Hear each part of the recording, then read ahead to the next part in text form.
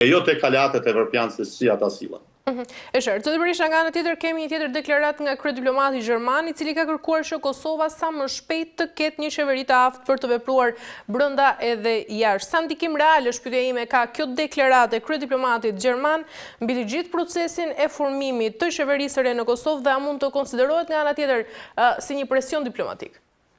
Edhe ky qëndrimi i radhës si politikës gjermane në raport me Kosovën, që për vlerësimin tim qëndron në të njëjtat dimensione si ajo që thash për bllokimin e pavarësisë energjetike të Kosovës dhe të rajonit, pra ndalimin e influencimit amerikan në rajon. Është e njëjta logjik e promovimit e mbështetjes së Albin Kurti.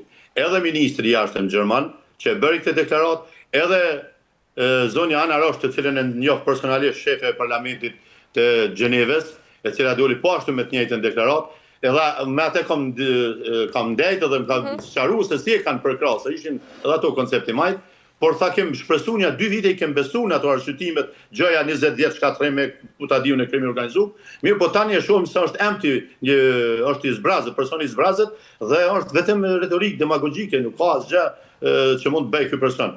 Dhe politika gjermane është e njëjtë, do të thotë duan në Kosovë një personalitet, siç është Albin Kurti, që ka mision, nuk ka ardhur rastësisht. Kthehuni, bëjnë analizë, do ta nxjerr analizën, ndoshta këto ditë do ta nxjerr sepse tash i kam grumbulluar gjitha faktet, se ky është një person i etabluar nga diplomacia gjermane, franceze, e ndikuar nga ajo ruse, për të qenë lideri i pengimit të çdo iniciative amerikane në Ballkan.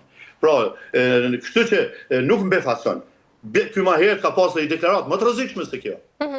Se thot, Ballkani duhet të integrohet në Evropë me gjithë të cene dhe këto pengesa që ka. Çka ju e pasë u hap kapitulli i 3 për Serbinë, se duhet të ndërlidhin pak gjërat. U hap kapitulli i 3 për Serbinë. Serbia është kandidat që nga viti 2012.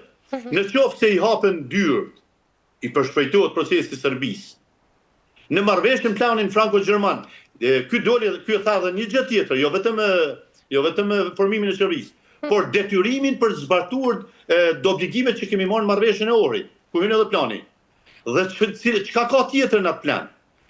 Dhe për 10 vite Serbia nuk detyrohet në 2 çështje. Ta njeh Kosovën dhe të ndryshoj kushtetutën, ta heq nga kushtetuta.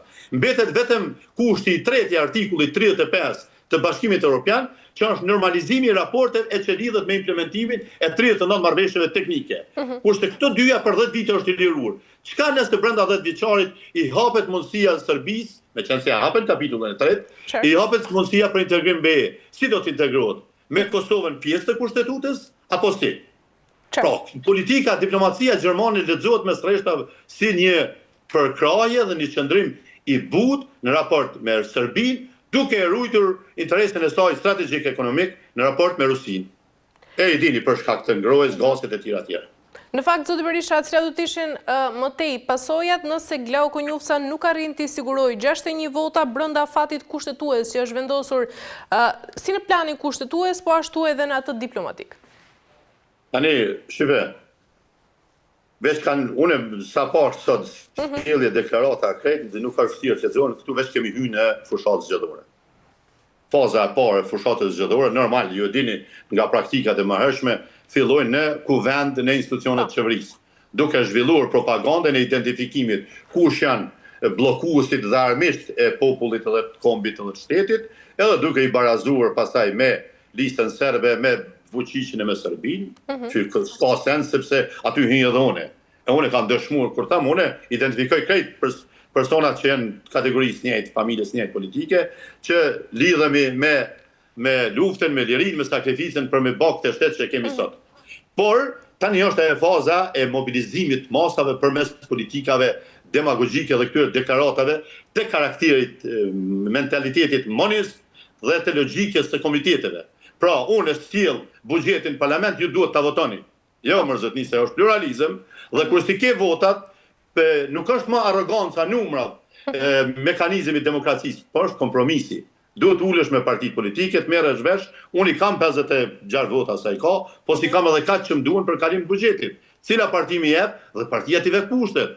Sepse votuesi vërtet na ka obliguar të jemi në kuvend, por votuesi na ka obliguar të mbrojmë frymën politike gjitha dimensioneve të partisë që ai ka votuar. Për ndryshe e kishë votu lëvizjen vetëvendose. Prandaj, kjo logjika, se ne sjellim kuvend, jeni detyruar me votu, kjo nuk funksionon në Kosovë.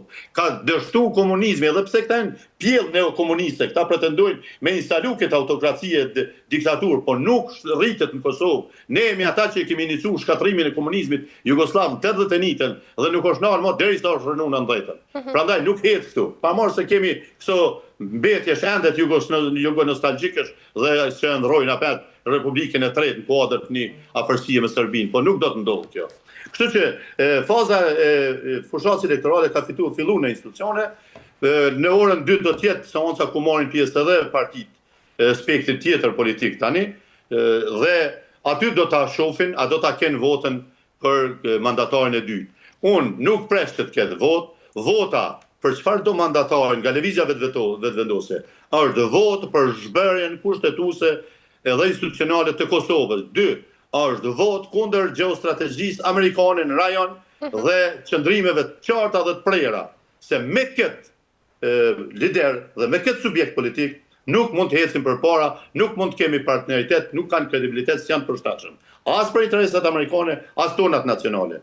Kështu që çdo votë për te, për mua është një votë edhe kundër bashkëpunimit strategjik, aleancës strategjike që kemi me Shtetet Bashkuara të Amerikës, si rrjedhoj, presë se s'do të ketë qeveri dhe nuk kem alternativë tjetër vetëm me shku në zgjedhje, sepse kjo strukturë politike që sot është në qeveri, në parlament, është e delegitimuar, edhe me shkeljet kushtetuese në çdo akt gjykim, i cili nuk është implementuar, por këta janë mbrojt me masë kushtetuese deputetët që të mos jenë shkelje kushtetues dhe me vendimin e gjykatës supreme ndaj këtyre që luajnë rolin e qeveritarëve kujdestar, këta janë të delegitimuar. Dhe këta vendi duhet shkojnë në zgjedhje të zgjedhë një strukturë legjitime në të ardhmen, nëse do të mund të bëhen zgjedhje. Nëse më pyet, a janë zgjedhjet, prapë po ta them, do ta përsërisin të njëjtin defekt. Pse?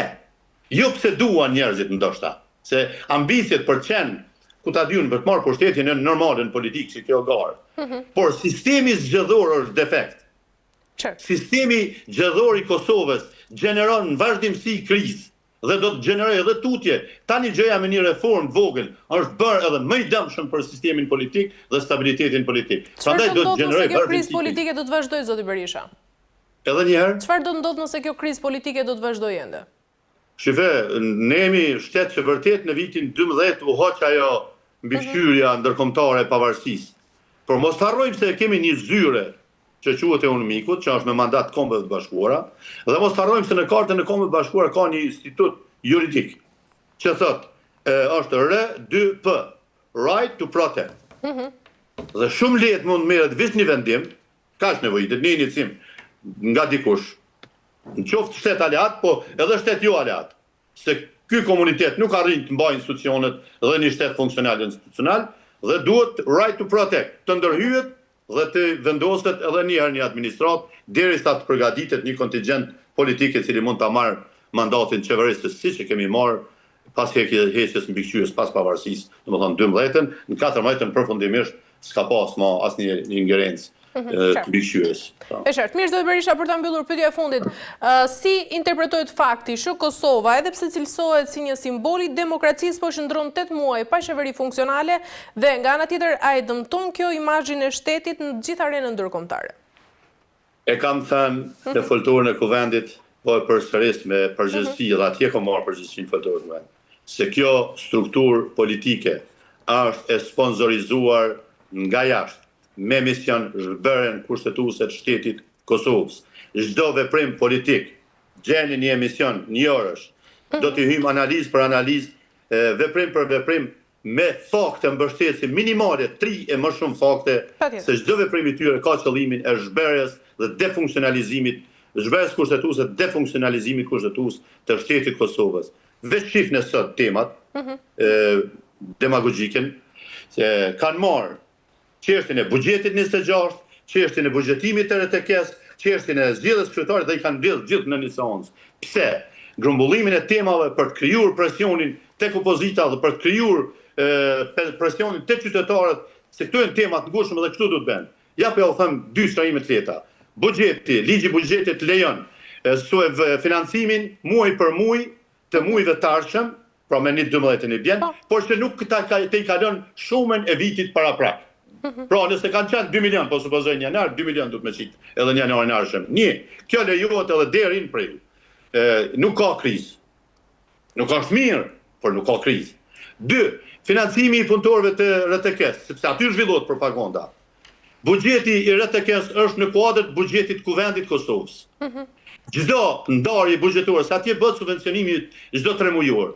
Çdo kalim i buxhetit për punëtorët e RTK-s bëhet me një nënshkrim të sekretarit permanent të kryesisë së kuvendit, të kuvendit.